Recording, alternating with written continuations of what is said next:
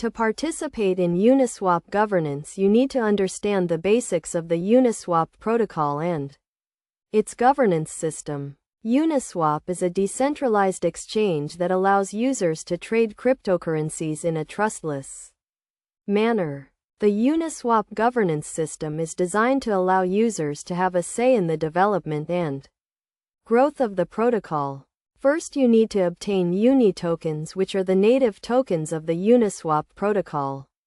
You can obtain Uni tokens by buying them on a cryptocurrency exchange or by providing liquidity to the Uniswap protocol. Once you have Uni tokens, you can participate in Uniswap governance by voting on proposals.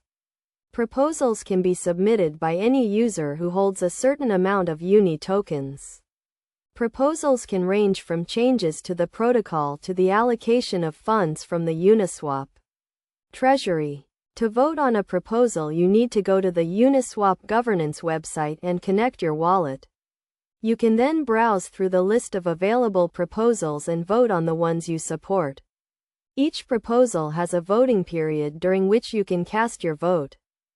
It is essential to do your own research before voting on a proposal. Read the proposal carefully and consider the potential impact it could have on the Uniswap protocol. You should also consider the opinions of other users and experts in the community.